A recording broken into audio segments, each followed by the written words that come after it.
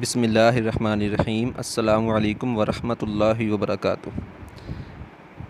آج میں آپ کو رسول اللہ صلی اللہ علیہ وآلہ وسلم کی حدیث مبارکہ کا مفہوم سناؤں گا، جس میں یہ بیان کیا گیا ہے کہ دنیا سے علم کیسے اٹھتا ہے۔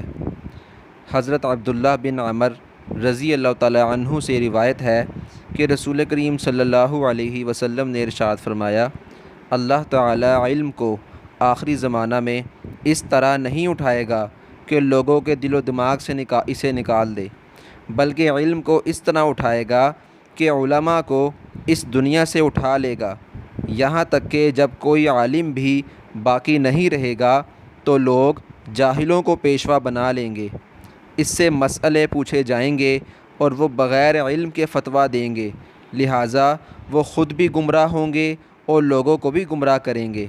متفق علیہ یہ حدیث ہے۔ تو آج بھی میرے دوستوں بھائیوں، آپ نے دیکھا ہے کہ بڑے بڑے علماء کرام جو ہیں وہ اس دنیا سے رخصت ہو رہے ہیں۔ اللہ تعالی ہمیں جو ہے علماء کرام کے ساتھ تعلق قائم کر کے ان سے شرعی مسئلہ دریافت کرنے کی توفیق نصیب فرمائے۔ ہمیں چاہیے کہ ہم جو بھی ہمیں کوئی شرعی مسئلہ پیش آئے تو ہم علماء کرام سے جو ہیں وہ رابطہ کریں۔ اللہ تعالی ہمیں اس پر عمل کرنے کی، اس کو سمجھنے کی اور اس کو دوسروں تک پہنچانے کی توفیق نصیب فرمائے۔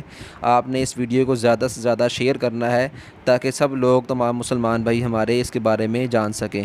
جزاک اللہ خیرا واحسن الجزا۔ السلام علیکم ورحمۃ اللہ وبرکاتہ۔